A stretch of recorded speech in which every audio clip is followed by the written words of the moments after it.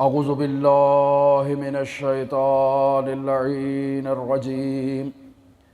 بسم اللہ الرحمن الرحیم الحمد للہ رب العالمین الصلاة والسلام علی اشرف الانبیاء والمرسلین وعلى آلہ الطیبین الطاہرین المعصومین الذین اذہب اللہ عنہم الرجس وطہرہم تطہیرا اللہم صل علی محمد وآل محمد اللہم اجعل محیای محیا محمد وآل محمد ومماتی ممات محمد وآل محمد قال رسول اللہ صلی اللہ علیہ وآلہ وسلم ان الحسین مصباح الہدی وسفینۃ النجات۔ درود پڑھیں محمد وآل محمد۔ اللہم صل علی محمد وآل محمد وعجل فرجہ۔ ایام عزائے سید الشہداء میں سید الشہداء کے اس قیام کے تاریخی پس منظر کو مطالعہ کرنے کی کوشش کی جا رہی تھی اور کچھ سوالات سید الشہداء کے اس واقعہ عاشور کے تاریخی پس منظر کے ذیل میں بیان کیے گئے۔ ان سوالات کا جائزہ لینے کی کوشش کی گئی اور اس سوال کو بیان کیا گیا جس کا خلاصہ آج آپ کی خدمت میں کچھ حد تک بیان کرنے کی کوشش کی جائے گی، چونکہ موضوع پہلے بیان ہو چکا ہے کہ مسلمان اس بات کو یقین کرنے پر کیوں تیار نہیں ہوتے کہ مسلمانوں نے حسین ابن علی کو شہید کیا۔ کیا وجوہ اور کیا سبب تھا کہ رسول خدا صلی اللہ علیہ وآلہ وسلم کی شہادت کے بعد کچھ ایسے حالات رونما ہوئے کہ رسول خدا کے اس نواسے کو کربلا کی سرزمین پر پہنچایا گیا اور نہایت ہی بے دردی کے ساتھ اللہ کے تقرب کی خاطر شہید کیا گیا۔ وہ حسین جو جوانان جنت کا سردار ہے، اس کی شہادت اللہ کے تقرب کی خاطر کی گئی، نماز پڑھ کر کی گئی، اور وہ لشکر جو حسین ابن علی کی شہادت کے لیے آیا تھا اسے لشکر خدا کہا گیا کہ یہ اللہ کا لشکر ہے، جند اللہ ہے۔ یہ کیا وجوہات ہیں؟ یعنی اگر ایک انسان تاریخی پس منظر کو نہ جانتا ہو، تاریخ اسلام کا اس نے مطالعہ نہ کیا ہو، تاریخ کا تجزیہ و تحلیل نہ کیا ہو، ایک طرف سے مسلمانوں کی رسول خاتم الانبیاء سے عقیدت کو دیکھے، علیکم السلام، اور دوسری طرف رسول خاتم الانبیاء کی عقیدت اور محبت حسین ابن علی کی طرف دیکھے،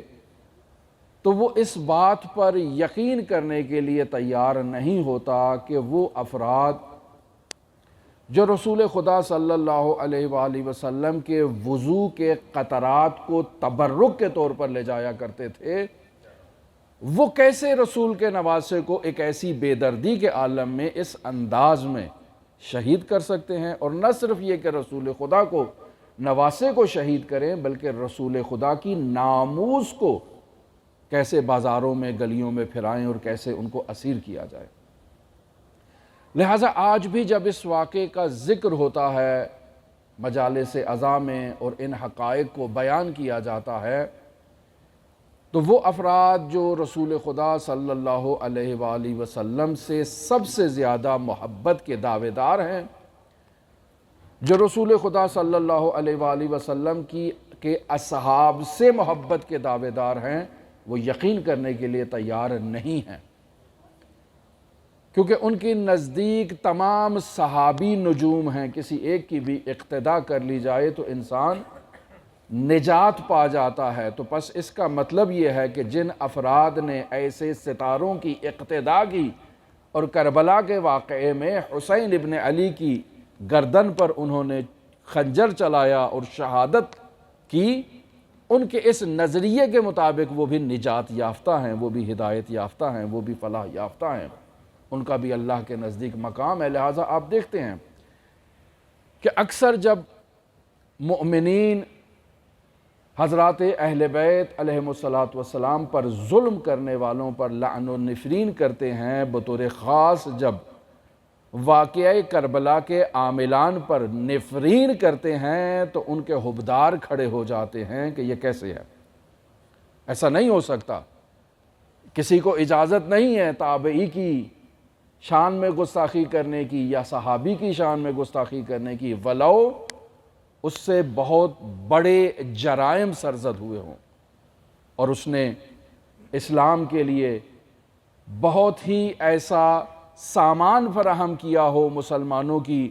گمراہی کا اور مسلمانوں کی جو پستی کا، انحطاط کا ایک ایسا سبب فراہم کیا ہے کہ آج یہ مسلمان جن کی تعداد کثرت میں ہے اور وہ محبت بھی رکھتے ہیں، عقیدت بھی رکھتے ہیں، لیکن ان حقائق کو تسلیم کرنے کے لیے تیار نہیں ہیں، یا ان کی توجیہ پیش کرنے کی کوشش کرتے ہیں، یا ان حقائق کو تروڑ مڑوڑ کر پیش کرنے کی کوشش کرتے ہیں۔ اور اگر ان حقائق کا بیان نہ ہوتا ان مجالس عزا کے ذریعے سے جو کربلا کے اس تسلسل سے آغاز چلی ہیں، تو یہ واقعہ کربلا مٹ چکا ہوتا۔ لہٰذا فلسفہ بخوبی دکھائی دیتا ہے، ان اللہ شاء ان یراک قتیلا، کہ اللہ اے حسین آپ کو اپنی راہ میں شہید دیکھنا چاہتا ہے، وَإِنَّ اللَّهَ شَاءَ أَن يَرَاهُنَّ سَبَايَا، اللہ انہیں اسیر دیکھنا چاہتا ہے۔ کیوں اللہ اسیر دیکھنا چاہتا ہے؟ چونکہ اللہ نے اس قیام سید الشہداء کے مقصد کو اہل بیت کی زبان سے بیان کرنا تھا، ان چھوٹے چھوٹے بچوں کی پیاس سے بیان کرنا تھا، ان کی اس تکلیف سے بیان کرنا تھا، ان کے اس کرب سے بیان کرنا تھا کہ جو اس کربلا کے اس واقعے سے عبور کر کے کوفہ و شام پہنچے ہیں، بازاروں میں پہنچے ہیں، پتھر کھا رہے ہیں، اذیتیں برداشت کر رہے ہیں، اور جب اپنا تعارف کرواتے ہیں تو پھر لوگوں کی آنکھوں سے آنسو جاری ہو جاتے ہیں، لوگ دھاڑے مار کر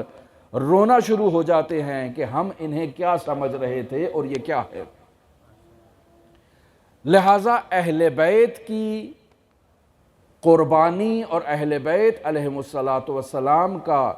سید الشہداء کا ذکر کرنا اور تعلیم دینا کہ سید الشہداء کا ذکر ہی اسلام کی حیات کا وہ عامل ہے، وہ سبب ہے کہ اگر سید الشہداء کا ذکر ہے تو اسلام زندہ ہے۔ اسی لیے کہا جاتا ہے نا، اسلام زندہ ہوتا ہے ہر کربلا کے بعد، یعنی جب بھی کربلا کی تعلیمات کا ذکر کیا جائے، اسلام کی رگوں میں حیات دوبارہ سے جنم لیتی ہے، دوبارہ سے اسلام کے وجود میں ایک حیات ایجاد ہوتی ہے، اور دوبارہ سے اسلام تر و تازہ ہو جاتا ہے۔ وہ تمام حربے اور وہ تمام گرد و غبار جو اسلامی تعلیمات پر سال بھر میں آ جاتی ہے، وہ حسین حسین کرنے سے ختم ہو جاتی ہے اور اسلام دوبارہ تر و تازہ ہو جاتا ہے۔ پس واقعہ کربلا کا ذکر نہایت ضروری ہے اسلام کی حیات کے لیے۔ ہم دیکھتے ہیں اسلام کی تاریخ میں اور بہت سی ایسی نہایتی ممتاز، نہایتی نمایاں، نہایتی جلیل القدر شخصیات گزری ہیں، لیکن ان کی تاریخ کا اگر انسان 2 یا 4 سوال ہم اپنے ہی وجود سے پوچھ لیں تو ہم ان شخصیات کے بارے میں نہیں جانتے۔ حتی حضرات اہل بیت علیہم السلام کے وہ جلیل القدر اصحاب کہ جنہوں نے اپنی جانوں کا نذرانہ حضرات اہل بیت علیہم السلام کے اوپر قربان کر دیا، پیش کر دیا، ان کی حیات ہمارے سامنے اس طرح سے، ان کی قربانیاں ہمارے سامنے اس طرح سے موجود نہیں ہیں، ہم نہیں جانتے ہیں۔ کیوں نہیں جانتے ہیں؟ اس کا بنیادی فلسفہ یہ ہے کہ ان کو بیان نہیں کیا گیا۔ مثلاً اگر اسی واقعہ کربلا کا ذکر کرتے ہیں ہم، حضرات اہل بیت علیہم الصلوۃ والسلام کا ذکر کرتے ہیں، تو یہ جو عدد ہے اس عدد پر ہمیں اتفاق نہیں ہے، چونکہ زیادہ اس بارے میں تحقیق نہیں کی گئی، زیادہ اس کو بیان نہیں کیا گیا۔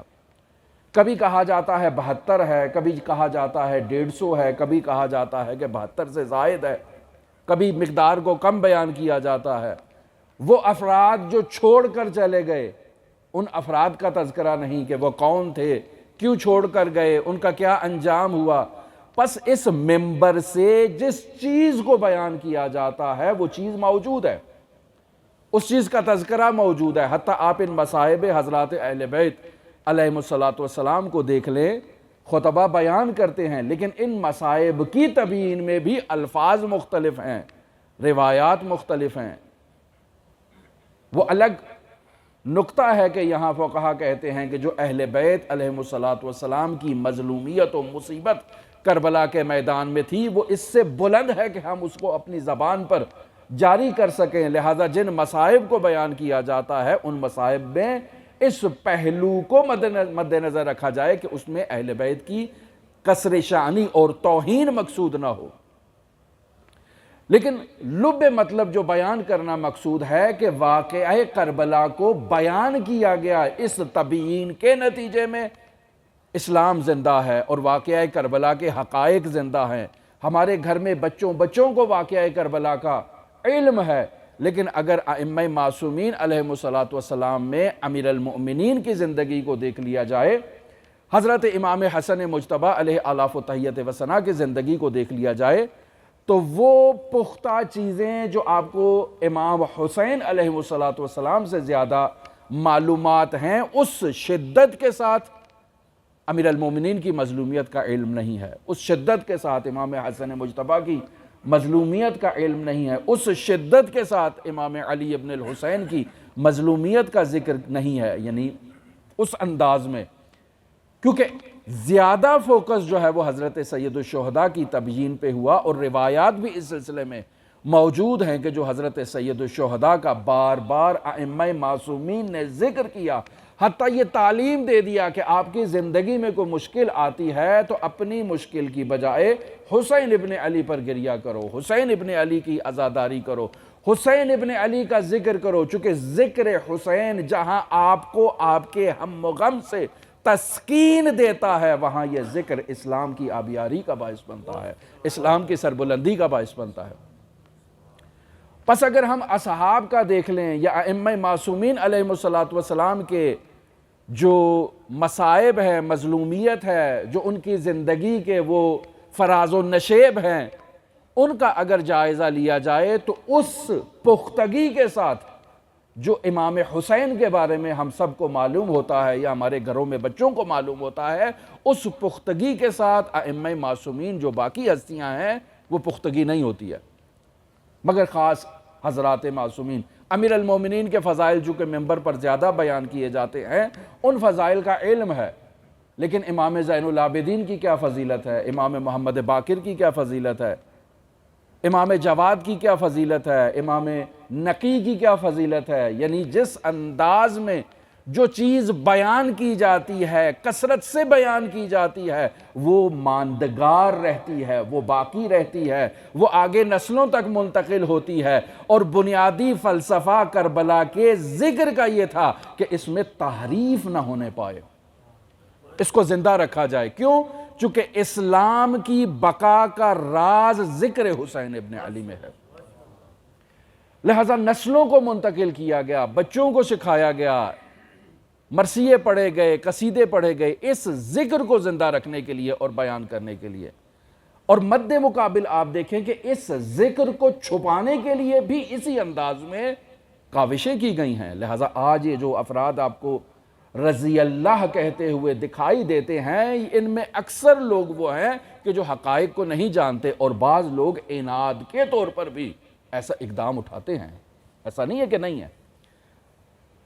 تو در حقیقت وہ افراد کے جو جیسے کہ ان گفتگو میں بیان ہوا کہ جو آئے امیر المؤمنین کے مد مقابل اور ان کا یہ نظریہ تھا کہ علی نماز نہیں پڑھتے، علی کے اصحاب نماز نہیں پڑھتے، لہٰذا ان سے قتال جائز ہے۔ جو علی کی شہادت پر کہتے تھے کہ علی کا مسجد میں کیا کام، علی کی مسجد میں شہادت کیسے ہو گئی، کیا علی نماز پڑھتے تھے؟ یعنی اس قدر منفی تعلیمات اور منفی پروپیگنڈا کیا گیا کہ لوگوں کے ذہنوں میں یہ شبہات ایجاد ہوئے۔ لہٰذا جس قدر حقائق اسلام کو بیان کیا جائے،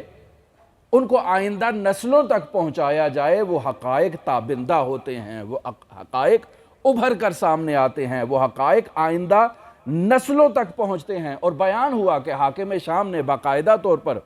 جو ایک پلاننگ کر رکھی تھی کہ وہ رؤسائے قبائل کو خرید لیتا تھا، ان کو لالچ دیتا تھا، پوسٹ دیتا تھا، مقام دیتا تھا، عزت دیتا تھا، جو جس انداز میں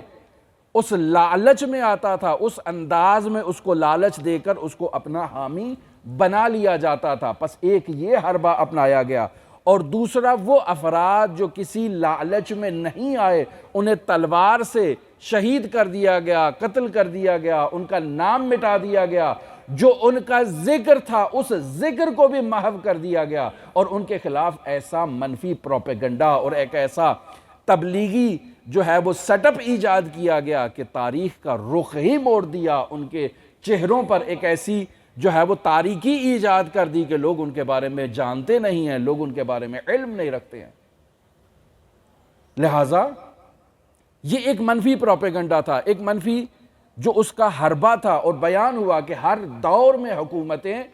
اسی حربے میں مبتلا رہتی ہیں، ہر دور میں یہی سلسلہ چلتا رہتا ہے، حتیٰ فقہا کو خریدا جاتا ہے تاکہ وہ اسلام کے نام پر وہ ایسی سرگرمیاں اپنائیں، اسلام کے نام پر ایسا اقدام اٹھائیں تاکہ لوگ ان حقائق سے دور ہو جائیں۔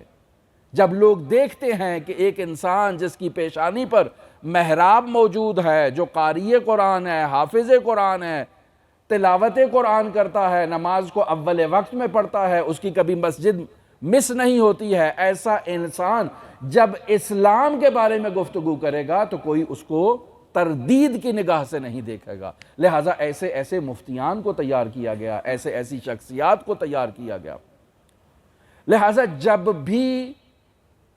حقائق کو مروڑنا ہوتا ہے، جب بھی حقائق کو منحرف کرنا ہوتا ہے، حقائق پہ پردہ ڈالنا ہوتا ہے، تو انہی عوامل کا سہارا لیا جاتا ہے۔ لہذا بیان ہوا آج کل کے دور میں بھی ایسا ہوتا ہے، آج کل کے دور میں بھی ایسا ہی ہوتا ہے۔ جو لالچ میں آتا ہے اس کو لالچ دیا جاتا ہے، پوسٹ، مقام، منصب، بڑی بڑی پوسٹیں دے دی جاتی ہیں تاکہ وہ ساتھ مل جائیں، اور جو مقام اور پوسٹ پر نہیں آتے ہیں ان کو قید و بند کی صعوبتوں میں ڈال دیا جاتا ہے، اور فورتھ شیڈول میں ڈال دیا جاتا ہے، اور ان کے لیے مشکلات ایجاد کی جاتی ہیں، اور جو اس راستے سے بھی کنٹرول نہیں ہوتا اس کو قتل کر دیا جاتا ہے۔ اور درباری ملا تو ہر دور میں موجود ہوتے ہیں کہ جو ہر وقت کے حکمران کی ایسے تعریفیں کرتے ہیں جیسے کوئی حدیث نازل ہوئی ہے، کوئی آیت نازل ہوئی ہے، جو اسی حاکم وقت سے متعلق ہے، اور اس کی تعریف کرنا، اس کی تمجید کرنا، اس کی حکومت کو استمرار بخشنا، اور اس کی حکومت کی راہ میں جو مخالفتیں ہیں، جو مشکلات ہیں، ان پر پردہ ڈال دینا تاکہ یہ حاکم دوام اختیار کرے۔ کیوں؟ چونکہ اپنے منافع اس کی حکومت سے وابستہ ہیں۔ لہٰذا حاکم شام نے یہ شائع کیا کہ تیسرے خلیفہ کو علی ابن ابی طالب نے ایک سازش کے تحت شہید کیا ہے۔ یہ افراد جتنے بھی محاصرہ کرنے والے تھے یہ علی کے کہنے پر محاصرہ انہوں نے کیا، اور پھر جنہوں نے مارا انہوں نے بھی علی کے کہنے پر مارا، ایک ایسا پروپیگنڈا کیا، اور پھر اس کے بعد جب وہ جمل کا واقعہ کامیاب نہ ہو سکا تو خود اس قمیص کو اٹھا کر انتقام کی غرض سے میدان میں آیا۔ کیوں؟ چونکہ اس کو معلوم تھا کہ اگر یہ حکومت مستمر ہو جاتی ہے، قائم ہو جاتی ہے، تو پھر اس کا راستہ نہیں روکا جا سکتا، پھر اسلام کا پرچم بلند ہوگا، پھر اقدار اسلامی کا پرچم بلند ہوگا۔ لہٰذا جہاں دوسرے حربے استعمال کیے وہاں یہ منفی پروپیگنڈا باعث بنا کہ لوگ واقعاً اس حقیقت کو تسلیم کرتے ہوئے میدان میں آئے کہ تیسرے خلیفہ کے ساتھ جو ظلم ہوا ہے اس ظلم کو کرنے والے علی ابن ابی طالب ہیں۔ لہٰذا دیکھیں کتنی ایک منفی پروپیگنڈا کی ایک مشینری فعال کی گئی، اور جب امیر المؤمنین کی حکومت قائم ہوئی تو باقاعدہ منفی پروپیگنڈا، منفی تبلیغات کہ دیکھیں یہ جمل میں چلے گئے، دیکھیں یہ صفین میں آ گئے، دیکھیں یہ نہروان پہ چلے گئے، کتنے مسلمانوں کا قتل ہوا، کتنے مسلمانوں کی اموال جو ہیں وہ اس میں نابود ہو گئے، کتنی عورتیں بیوہ ہو گئیں، کتنے بچے یتیم ہو گئے۔ یہ کیسا حکمران ہے، یہ کیسا حاکم ہے کہ جو اپنے مختصر سے دور حکومت میں مسلمانوں کو آپس میں جو ہے وہ دست گریبان کر رہا ہے، مسلمانوں کا قتل عام ہو رہا ہے، اور کوئی روکنے والا نہیں ہے، کوئی آواز بلند کرنے والا نہیں ہے۔ لہٰذا آپ دیکھیں یہی عامل اس قدر کارساز تھا کہ جب حکمیت کا مسئلہ ہوا تو انہوں نے یہی آواز اٹھائی، اسی نقطے کو انہوں نے اہمیت دی کہ وہ شخص جو کوفہ میں بیٹھا ہے وہ اس جنگ کا مخالف تھا،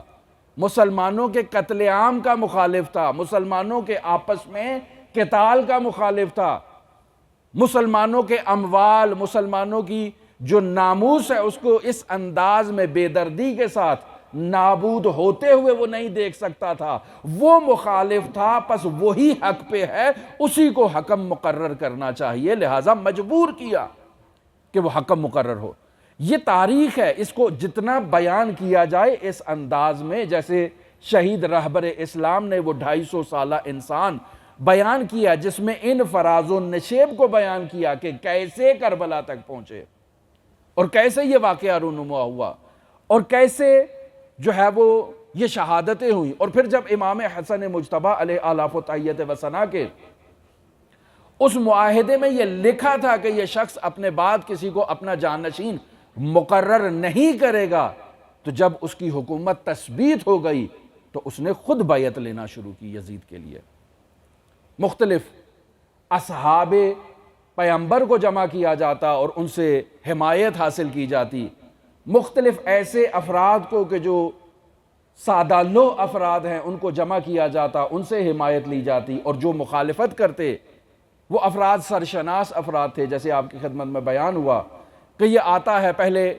مکہ کے حاکم کو خط لکھتا ہے اور اسے کہتا ہے کہ تم نے بیعت لینی ہے یزید کے لیے، اور زیادہ سختی نہیں کرنی، زیادہ زبردستی نہیں کرنی، بس ایک نرم انداز میں بیعت لینی ہے، اور وہ حاکم جواب میں کہتا ہے کہ یہاں کوئی بیعت کرنے والا نہیں ہے، سب مخالفت کرتے ہیں، اور اس کی بنیادی وجہ یہ سران ہے، یہ نامور شخصیات ہیں،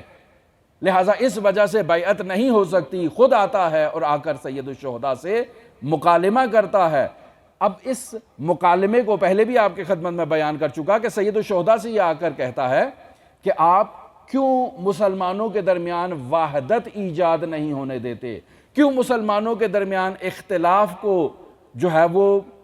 ایجاد کرنے اور اس کو بھڑکانے میں ایک آپ کا کردار ہے، ایسا کیوں آپ کر رہے ہیں؟ آپ کے ساتھ یہ کچھ افراد ہیں جو اس حکومت کو اور اس بیعت کو تسلیم نہیں کر رہے، اور ان سب میں بھی آپ سر فہرست ہیں، اگر آپ بیعت کر لیں تو باقی سب بیعت کر لیں گے، باقی کوئی انکار نہیں کرے گا۔ تو امام علیہ السلام نے اس کو کہا تم شارب الخمر یزید کے بارے میں بات کر رہے ہو، تو جواب میں کہتا ہے کہ یزید کی غیبت نہ کرو، کیوں؟ چونکہ یزید نے آپ کی غیبت نہیں کی، اس نے آپ کی کوئی برائی نہیں کی ہے، آپ اس کی برائی کر رہے ہو۔ یعنی ایسے منفی طریقے کے ذریعے سے وہ مسلمانوں کے درمیان اس بیعت کو ایک ایسے شخص کے لیے جو تمام مسلمانوں کے درمیان شہرت رکھتا ہے، شرب خمر کے اعتبار سے شہرت رکھتا ہے، وہ اسلامی تعلیمات کو اپنے پیروں تلے روندنے کے اعتبار سے جو ہے وہ اسلامی بنیادی عقائد کا معتقد نہیں ہے، لیکن مسلمانوں کو ایک ایسے حاکم کی بیعت کے لیے مجبور کیا جا رہا ہے، تیار کیا جا رہا ہے، اور وہ افراد جو اس بیعت کو ایکسپٹ نہیں کرتے ان کے لیے مشکلات ایجاد کی جا رہی ہیں اور ان کے لیے منفی پروپیگنڈا کیا جا رہا ہے۔ لہٰذا حضرت سید الشہداء نے خطوط کے ذریعے سے اپنے سلسلے کو جاری رکھا۔ جو افراد عمومی طور پر جنہیں جس انداز میں گفتگو کرنا مطلوب ہوتی گفتگو کرتے، بعض افراد کو خصوصی طور پر جو نامور افراد ہیں ان کے پہلے سے فہرست مرتب کی جاتی کہ انہیں وہاں منا میں جمع کیا جائے گا، ان سے گفتگو کی جائے گی، انہیں حقائق سے آگاہ کیا جائے گا، اور حقائق سے آگاہ کرتے، اور پھر سید الشہداء ان کو کہتے کہ دیکھیں یہ جو گفتگو ہماری ہو رہی ہے، یہ گفتگو ہماری آپس کی گفتگو ہے، اس گفتگو کو آئندہ لوگوں تک پہنچائیں، لیکن ایک ایسے انداز میں کہ لوگوں تک پیغام پہنچے، لوگ اس حقیقت سے آگاہ ہوں کہ اسلام کا مستقبل کیا، اس کے بارے میں پلاننگ کی جا رہی ہے اور کیا اس کے لیے پروگرام مرتب کیا گیا ہے۔ لہٰذا ایسے میں بس اوقات بعض باتیں علنی طور پر نہیں کی جاتی تھیں، بیان نہیں کی جاتی تھیں، چونکہ ایک تو وہ اس معاہدے کی خلاف ورزی تھی جو معاہدہ ہو چکا تھا، اور دوسرا اس انداز میں گفتگو کو عام کرنا باعث بنتا ہے کہ خود گفتگو کرنے والا شخص زیر عتاب آ جائے، انڈر پریشر آ جائے، اس کے اوپر جو ہے وہ لوگوں کی نظریں آ جائیں۔ لہٰذا حضرت سید الشہداء نہیں چاہتے تھے کہ ایک ایسی گمنامی کی موت مقدر بنے کہ شہید بھی ہو جائیں اور اسلام کا پرچم بھی بلند نہ ہو اور اسلام کے حقائق بھی بیان نہ ہو، اسلام کی تعلیمات بھی نہ پھیلائی جائیں۔ کیوں؟ چونکہ ایسا ایک مرتب جال بچھا رکھا ہے حاکم وقت نے کہ جو بھی اس کے خلاف قیام کرتا ہے اس کو شہید کر دیتا ہے، اور جب شہید کر دیتا ہے تو اس کا اثر بھی مٹا دیتا ہے، اس کا ذکر بھی مٹا دیتا ہے،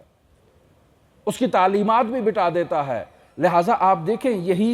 حضرت سید الشہداء کی شہادت کے بعد وہ شہر کوفہ جہاں 12,000 افراد نے خط لکھے، 18,000 نے بیعت کی، 24,000 نے بیعت کی یا 40,000 نے بیعت کی، چونکہ یہ عدد مختلف نقل ہوا ہے، اگر کم از کم بھی آپ 18,000 افراد ایسے مان لیں جنہوں نے بیعت کی ہے، 12,000 نے خط لکھا ہے، لیکن جب یہ خاندان کوفہ میں داخل ہوتا ہے تو چھتوں سے پتھر برسائے جاتے ہیں، آگ برسائی جاتی ہے، شہر کو سجایا جاتا ہے کہ باغی آ گئے ہیں، ان کا استقبال کرنا ہے، حاکم کو فتح حاصل ہوئی ہے۔ یعنی ایک ایسا منفی جال، ایک ایسا پروپیگنڈا، ایک ایسی تبلیغات وہاں موجود تھی کہ جن تبلیغات کو حضرت سید الشہداء کی شہادت کے بعد ثانی زہرا کے لمحہ مبارک کی جنبش سے ختم کیا جا سکتا تھا اور اس کا مقابلہ کیا جا سکتا تھا، امام زین العابدین کے خطبات سے جس کا مقابلہ کیا جا سکتا تھا اور راستے کو روکا جا سکتا تھا۔ لہٰذا امر بالمعروف وہ اہم ترین نقطہ ہے جو حضرت سید الشہداء نے منی کے اندر، مدینہ کے اندر، مکہ کے اندر، ہر جگہ پر حتیٰ اپنے قیام کے مقصد کو بھی امر بالمعروف قرار دیا۔ ارید ان اامر بالمعروف، میں امر بالمعروف کے لیے جو ہے وہ حرکت کر رہا ہوں، میرا مقصد امر بالمعروف ہے، نہیں عن المنکر کرنا ہے میرا مقصد۔ لہٰذا اس وظیفے سے کسی بھی زمانے میں غفلت نہیں کی جا سکتی ہے، اور اسلام کی بنیادی تعلیمات میں اگر انحراف ایجاد ہو رہا ہے تو انسان پر واجب ہے کہ وہ اپنی جان کو قربان کرے اور اس امر بالمعروف کے وظیفے کو ادا کرے اور اس کو احیا کرے۔ لہٰذا لوگ اس انداز میں آپ یہ سارا جو واقعہ دیکھ رہے ہیں کہ اس کے عوامل کیا بنے، وہ عوامل وہی تھے کہ جو اس حاکم شام نے ترتیب دے رکھے تھے اپنی حکومت کے استحکام کے لیے، اپنی حکومت کی جو بقا ہے اس کے لیے، اور اپنے جانشین کو ہر قسم کی مشکلات سے بچانے کے لیے وہ مکمل پلاننگ کر کے گیا تھا، اور ایک ایسا ماحول بنا رکھا تھا کہ اگر حضرت سید الشہداء اہل بیت کے بغیر قیام کرتے تو حضرت سید الشہداء کی اس تاریخی نہضت کو اور تاریخی جد و جہد کا آسانی کے ساتھ رخ تبدیل کیا جا سکتا ہے، کیونکہ وہ بیان کرنے والا نہیں ہے۔ یعنی اہل بیت علیہم السلام نے اپنی زندگی میں کربلا کو بیان کر کے کربلا کو زندہ رکھا اور مقصد حسین ابن علی کو زندہ رکھا، کہ حضرت امام زین العابدین جب بھی پانی سامنے آتا تو گریہ فرماتے کہ کیسے میں پانی پی لوں، حسین ابن علی کو کربلا میں پیاسا شہید کر دیا گیا۔ یہ صرف امام زین العابدین سے متعلق نہیں ہے۔ اگر آپ واقعہ کربلا میں دیکھیں تو یہ چھوٹے چھوٹے بچے جو 3 دن کے پیاسے ہیں، جب انہیں پانی دیا گیا تو یہ بھی کہتے ہیں کہ ہم کیسے پانی پی لیں؟ حسین ابن علی کو بھوکا پیاسا شہید کر دیا گیا۔ یا اس سے پہلے آئیں، کربلا کے میدان میں حسین ابن علی تک و تنہا موجود ہیں، قتال کر رہے ہیں، جہاد کر رہے ہیں، اور یہ کبھی دائیں بھاگتے ہیں کبھی بائیں بھاگتے ہیں، انہیں بھی کہہ رہے ہیں کہ ایک پیاسے کے ساتھ جنگ کر رہے ہو، ایک بھوکے انسان کے ساتھ جنگ کر رہے ہو، تم مردوں کی طرح کیوں نہیں لڑتے ہو؟ کیوں مردوں کی طرح شجاعت کا مظاہرہ کیوں نہیں کرتے ہو؟ کیوں اس طرح سے بزدلوں کی طرح دائیں بائیں بھاگ رہے ہو؟ یعنی بیان کر رہے ہیں، لوگوں کے احساسات کو بیدار کر رہے ہیں کہ دیکھو میں رسول خدا کا نواسا بھوکا بھی ہوں، پیاسا بھی ہوں، اور ایسا مظلوم ہوں جس کے تمام خاندان کے افراد کو، جوانوں کو شہید کر دیا، تمام اصحاب کو شہید کر دیا۔ اب ایک ایسے عالم میں موجود ہستی کے ساتھ تم شجاعانہ طور پر بہادری کے ساتھ اس سے میدان میں مقابلہ نہیں کر پا رہے ہو۔ یعنی در واقع لوگوں کے جذبات کو بیدار کرنا ہے، لوگوں کے احساسات کو بیدار کرنا ہے، لوگوں کی اس کیفیت کو بیدار کرنا ہے، تاکہ لوگ متوجہ ہوں کہ یہ ہستی ایک تو بھوکی ہے، ایک پیاسی ہے، رسول خدا کے نواسے ہیں، ان کے خاندان کے افراد کو ہم نے شہید کر دیا ہے، اور اب اس عالم میں بھی ہم ان کے سامنے نہیں کھڑے ہو پا رہے۔ یعنی ایک انداز ہے۔ اور عزیزان محترم، اگر ممبر سے 2 گھنٹہ تقریر کی جائے، 1 سال تقریر کی جائے، لیکن جہاں انسان کے احساسات کو بیدار کر کے انسان کو ایک پیغام دیا جاتا ہے، وہ اس 1 سال کے ممبر سے زیادہ قوت رکھتا ہے اور زیادہ استحکام رکھتا ہے۔ وہ بات نہیں بھولتی،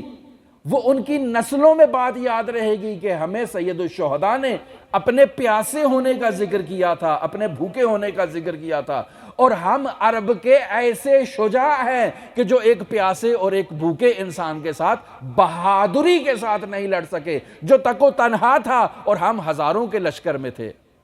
اور پھر بھی اسے شہید کرنے کے لیے ہمیں بہانے تلاش کرنے پڑے، ہمیں نامردی کا مظاہرہ کرنا پڑا،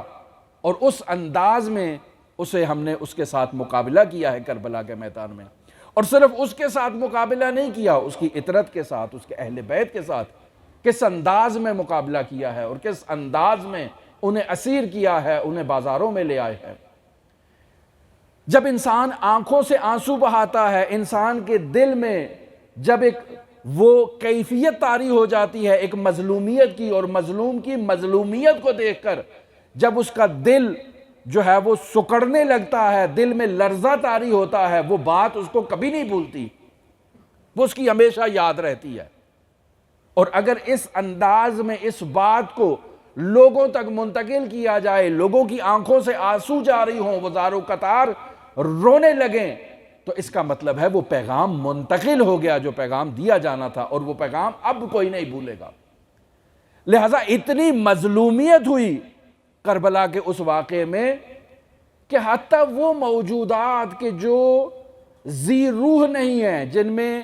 وہ شعور جو ان انسانوں میں شعور ہے، وہ ان موجودات میں شعور نہیں ہے، لیکن وہ بھی حسین ابن علی کی اس مظلومیت پر اپنی عزا کا اظہار کر رہے ہیں اور اپنی عزاداری کا اظہار کر رہے ہیں۔ کچھ موارد، سرخ آندھی چلی سید الشہداء کی اس شہادت کے بعد، سیاہ غبار آسمان کی طرف نمودار ہوا، ہر طرف تاریکی پھیل گئی، اور ایسی تاریکی کے دید تار ہو گئی، یعنی انسان کسی چیز کو دیکھ نہیں سکتا تھا۔ ایک ایسا منظر کہ لوگ یہ تصور کرنے لگے کہ شاید قیامت آ گئی ہے، شاید عذاب الہی نازل ہونے لگا ہے۔ ایک ایسی کیفیت تھی اس وقت کی کہ جب حضرت سید الشہداء کو شہید کیا گیا، اور بعض نقل میں یوں بیان کیا گیا ہے کہ یہ کیفیت اس وقت تک جاری رہی جب امام سجاد نے اپنی آنکھیں کھولی۔ یعنی در واقع یہ وہ زمانہ ہے کہ جب ایک امام اس دنیا سے رخصت ہو رہا ہے اور دوسرا امام ابھی عالم غشی میں ہے۔ یہ درمیانی مدت جو ہے یہ ایک ایسی کیفیت تھی کہ ہر طرف تاریکی ہو چکی تھی، ہر طرف کوئی دید نہیں تھی، کوئی دیکھ نہیں سکتا، وہ زمانہ جو حضرت سید الشہداء کی شہادت۔ پھر اس کے بعد سورج کو کہہ رہے ہیں گرہن لگا، عاشور کے دن آسمان پر دن کے وقت ستارے نمودار ہوئے، حتیٰ بیان کیا جاتا ہے ستارے جوزا، کہ جو عام طور پر جس کو دن کے وقت نہیں دیکھا جا سکتا وہ ستارے جوزا بھی نمودار ہوا اور اسے بھی دیکھا گیا۔ اور بعض منابع میں یہ مدت جو ہے وہ 3 دن اس تاریکی کی بیان کی گئی ہے کہ لوگوں نے ان ستاروں کو دن کے ٹائم دیکھا۔ آسمان کا رنگ سرخ ہو گیا۔ امام جعفر صادق علیہ السلام کی روایت میں کہ یحییٰ بن زکریا اور حضرت حسین ابن علی کی شہادت پر آسمان 40 دن تک ایک ایسی کیفیت میں روتا رہا کہ آسمان سرخ تھا۔ زرارہ سوال کرتا ہے کہ مولا وہ کیا کیفیت تھی؟ کہا دن کے وقت جب سورج طلوع ہوتا تب بھی سرخی نمودار ہوتی، اور جب رات کے وقت غروب ہوتا تب بھی سرخی نمودار ہوتی۔ اور یہ جو حمرہ مشرقیہ کہا جا رہا ہے یہ اس سے ہٹ کے ہے، یعنی ایک ایسی کیفیت کہ جس سے واضح ہو جائے کہ سید الشہداء کی عزا کے لیے یہ کیفیت میں تبدیلی ہوئی ہے۔ آسمان سے خون کی بارش، یہ متعدد منابع میں اس کو ذکر کیا گیا ہے کہ بصرہ میں، کوفہ میں، شام میں، خراسان میں آسمان سے خون کی باقاعدہ بارش ہوئی ہے، اور بعض نقل میں اس کی جو مدت بیان کی گئی ہے وہ 40 دن تک ہے کہ 40 دن تک آسمان سے بارش جو ہوتی رہی وہ سرخ رنگ کی تھی، جسے خون کی بارش کہا جائے۔ اور بعض نقل میں یوں بیان کیا گیا ہے کہ گھروں اور دیواروں کا رنگ سرخ ہو گیا اس بارش کے نمودار ہونے کی وجہ سے۔ کنووں اور گھروں میں جو موجود پانی ہے وہ پانی کا رنگ سرخ ہو گیا۔ یہ سب وہ آثار ہیں کہ جو لوگوں کو متوجہ کروانے کے لیے ہیں کہ سید الشہداء کی شہادت ہو گئی ہے۔ کربلا کا واقعہ کوئی معمولی واقعہ نہیں ہے۔ بعض لوگ اسے عذاب الہی سے ترتیب دیتے رہے، تشبیہ دیتے رہے کہ یہ اللہ کا عذاب ہمارے اوپر آیا ہے، اور پھر جو بھی پتھر زمین سے اٹھایا جاتا اس پتھر کے نیچے سے تازہ ابلتا ہوا خون نمودار ہوتا۔ یہ کیفیت صرف اس کربلا کے ایریے کی نہیں تھی، حتیٰ بیت المقدس میں نقل کیا گیا کہ کامل الزیارات میں یہ ہے کہ امام حسین کی شہادت کا علم بیت المقدس میں کیسے وہاں کے رہائشیوں کو ہوا۔ وہ جب پتھر اٹھاتے تھے تو نیچے سے تازہ خون نمودار ہوتا تھا۔ یہ وہ تمام عوامل ہیں کہ جن سے لوگ اپنے باطن میں متوجہ ہوتے ہیں، مجبور ہو جاتے ہیں اپنے گریبان میں جھانک کر دیکھنے کے لیے کہ ہم نے کون سا ایسا کام کیا ہے جس وجہ سے ایسی تبدیلی رونما ہو رہی ہے۔ کہتے ہیں یمن سے عراق کی جانب کوئی دانہ خاکستر کوئی وہاں پہ لایا گیا کہ جس دانے کو جو ہے وہ وہاں لایا جاتا تھا خضاب کرنے کے لیے، رنگ کرنے کے لیے، اس کا رنگ سرخ ہو گیا، تبدیل ہو گیا اس کا رنگ۔ وہ جو داڑھی کو سیاہ کرنے کے لیے ہو یا کسی اور مقصد کے لیے ہو، وہ دانہ ہی خاکستر میں تبدیل ہو گیا یا اس کا رنگ سرخ ہو گیا۔ اور پھر بیان کرتے ہیں کہ جب سید الشہداء کے خیام کو غارت کیا گیا تو ان میں ایک اونٹ بھی اسیر کے طور پر لیا گیا، اور جب اختلاف ہوا کہ اس کا کیا کیا جائے، بعض نے کہا اس کو بیچ دیا جائے، بعض نے کہا اس کو نہر کیا جائے۔ جب اس کو نہر کیا گیا اور اس کا گوشت کھانے کے لیے تیار کیا گیا تو اس قدر کڑوا تھا کہ اسے وہ کھا نہیں سکے۔ عام طور پر گوشت ایسا نہیں ہوتا۔ یہ وہ تمام عوامل ہیں کہ جو لوگوں کو متوجہ کروانے کے لیے ہے کہ رسول خدا کے نواسے کو نہایت ہی بے دردی کے ساتھ شہید کیا گیا۔ اجرکم اللہ۔ آج ہم 11 محرم کی اس دن کو گزار کر 12 محرم کی رات کو جو بیٹھے ہیں سید الشہداء کی اس مظلومیت کا ذکر کرنے کے لیے، عاشور کے بعد تمام مستورات کے سربرہنا ہے۔ یہاں نقل کرتا چلوں کہ اسی سربرہنا کے نقطے کو جو بیان کیا جاتا ہے جب ایرانی علماء بیان کرتے ہیں تو اس کا انداز اور ہے، جو ہمارے علماء بیان کرتے ہیں اس کا انداز اور ہے۔ ایرانی علماء یہ کہتے ہیں کہ مخدرات عصمت و طہارت کی سروں پر جو چادریں تھیں ان کے کچھ جو ہے وہ سٹیپ تھے، کچھ جیسے ایرانی خواتین کرتی ہیں، چادر لیتی ہیں، مکنا لیتی ہیں، بیبیوں نے اس کو بھی استحکام کے ساتھ کیا ہوا تھا، چادریں سر سے اٹھی تھیں لیکن بال مکشوف نہیں ہوئے تھے۔ اس طرح سے ایرانی علماء ان روایات کو اس انداز میں بیان کرتے ہیں جو کل بھی شام غریبہ میں بیان کی گئی آپ کی خدمت میں، کہ جب حضرت سکینہ سلام اللہ علیہا اس عالم غشی سے بیدار ہوتی ہیں تو سوال کرتی ہیں حل من خرقۃ استر راسی، کہ پھوپھی جان کیا کوئی چادر کا کپڑا ہے جس سے میں اپنے سر کو چھپاؤں؟ تو وہ یہاں یہ کہتے ہیں کہ یہاں چادر وہ چادر ہے جو ایرانی خواتین اوپر لیتی ہیں، اندر مکنا موجود تھا۔ اور جناب ثانیہ زہرا سلام اللہ علیہا کہتی ہیں کہ امتو کے مثلو کے، کہ بیٹی آپ کی پھوپھی بھی آپ ہی کی طرح ہے۔ پس واقعہ کربلا کے بعد ان مخدرات عصمت و طہارت کے سروں سے چادر چھینی گئی، ان کے پیروں سے جوتے اور نالین ان کے چھینے گئے، اور یہ مخدرات عصمت و طہارت اس اسارت کے عالم میں، ایک ایسی غربت کے عالم میں کہ ان کا سامان چھین لیا گیا، ان کی ضروریات زندگی کو چھین لیا گیا، ان کے خیام کو غارت کیا گیا۔ بعض نقل میں ایک خیام جو جلا ہوا تھا اس خیمے میں یہ مستورات جمع ہوتی ہیں، اور بعض نقل کے مطابق کہ آسمان کے نیچے یہ مخدرات عصمت و طہارت جمع ہوتی ہیں۔ اس کرب کے عالم میں، اس مشکل کی کیفیت میں، اور صبح عاشور جو یہ سید الشہداء کی شہادت کے بعد جو بنیادی کام کیے گئے، پہلا کام سروں کو جمع کرنا تھا کہ جتنے سرہائے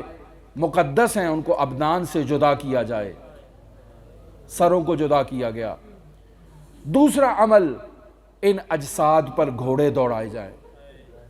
اجرکم اللہ۔ تیسرا عمل ان خیام کو لوٹا جائے، تبرکات علی و بطول کو لوٹا جائے۔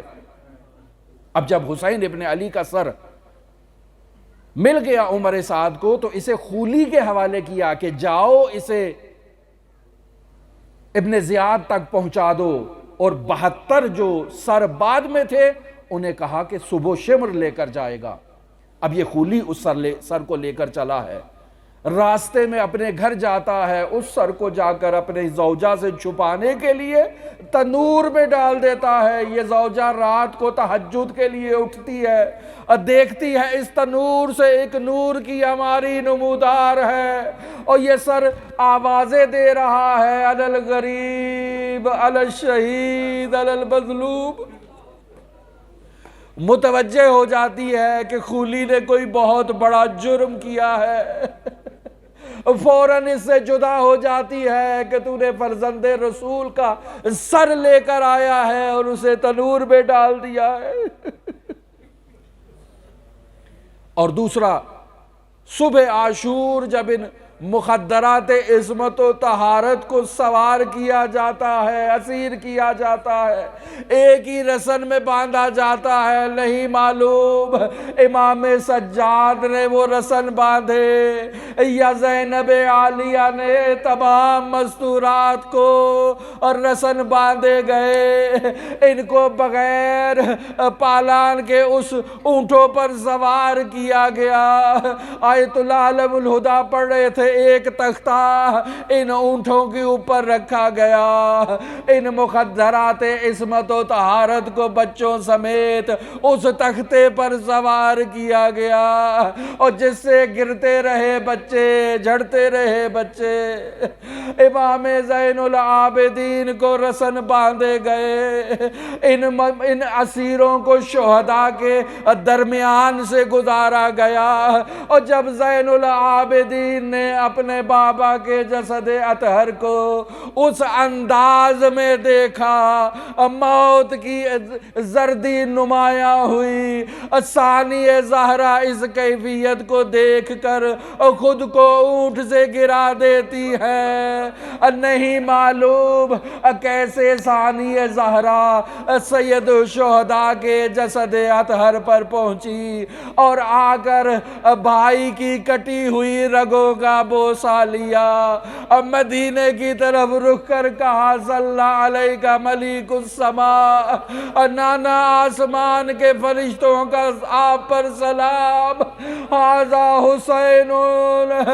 مرمل بالدماء مقطع الاعضاء مسلوب العمامۃ والرداء۔ نانا جسے اس کیفیت میں اور سرزمین کربلا پر دیکھ رہے ہیں، اور نانا یہ آپ کا حسین ہے، اور نانا میں نے ایسی جگہ کا بوسہ لیا اور جہاں آپ نے نہیں لیا، اور جہاں بابا علی نے نہیں لیا، اور جہاں ماں زہرا بوسہ نہیں دے سکی۔ اب یہاں آیت اللہ علم الہدا نقل کر رہے تھے آج جمعے کے خطبے میں، فرماتے ہیں ایسے میں سکینہ آگے بڑھتی ہے اور پھوپھی جان سے سوال کرتی ہے، اور پھوپھی جان یہ کس کا جنازہ ہے؟ زینب عالیہ کہتی ہے سکینہ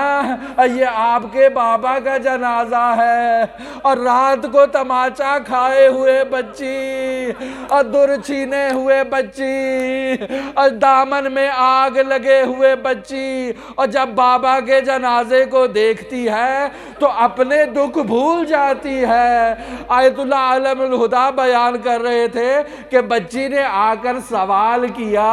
اب بابا مجھے یہ بتاؤ کس نے آپ کی رگوں کو ذبح کیا؟ من الذی قطع وریدک، کس نے آپ کی رگوں کو کاٹا، اور کس نے مجھے یتیم کیا؟ اور بچی اپنا غم بھول گئی۔ اب ان اسیروں کو، ان شہداء کے جسد ہائے اطہر سے گزارا گیا، ان لعینوں نے اپنے جنازے دفن کر لیے، حسین ابن علی کے جسد اطہر کو بے غور و کفن سرزمین کربلا میں چھوڑ دیا، اور یقیناً ان لعینوں کی نظر یہی تھی کہ جنازے تو مسلمانوں کے دفنائے جاتے ہیں۔ اب یہ ایسے عالم میں جب ان شہداء کے درمیان سے یہ اسیر گزرے، کسی کا بیٹا تھا، کسی کا بھائی تھا، اور کسی کا عزیز تھا، اور نہیں معلوم یہ کیسے 11 محرم کو کربلا کی طرف سفر کرتے ہیں، کوفہ کی طرف، اور جب کوفہ پہنچتے ہیں ان کو وہاں رکایا جاتا ہے شہر کے باہر کہ مستورات کو اور اسرا کو شہر میں داخل نہ ہونے دیا جائے، بلکہ شہر کو تیار کیا جائے، جشن کا اہتمام کیا جائے۔ امیر کو فتح نصیب ہوئی ہے، یہ مخدرات عصمت و طہارت کا کاروان کوفہ شہر کے باہر کھڑا ہے، اور اگلے دن جب دن نمودار ہوتا ہے شہر کو سجایا جاتا ہے، اور جیسے ہی یہ اسرا کا قافلہ داخل ہوتا ہے ان کے ساتھ سر موجود ہیں، اور زینب عالیہ ام کلثوم کے ساتھ حسین کا سر ہے، عباس کا سر ہے، اور باقی بچوں کے ساتھ، اور کسی کے ساتھ قاسم کا سر ہے، اور کسی کے ساتھ علی اکبر کا سر ہے۔ ایک ایسے عالم میں کوفہ میں داخل ہوتے ہیں، اور یہاں یہ مستورات جو چھتوں پر موجود ہیں، کوئی پتھر مارتی ہے، کوئی آگ برساتی ہے، اور پائے کوبی کی جا رہی ہے۔ امیر کو فتح نصیب ہوئی۔ اب جب دربار میں لایا جاتا ہے، اب یہاں ثانی زہرا کی اس ورود کی کیفیت کو دیکھتا ہے، اور یہ لعین کہتا ہے من هذه المتکبرہ، اور میرے دربار میں یہ اس تکبر کے ساتھ آنے والی کون ہے؟ اور زینب عالیہ جیسے ہی داخل ہوئی ایک کونے میں جا کر تشریف فرما ہو گئی، اور یہ لعین اس انداز کو اپنے لیے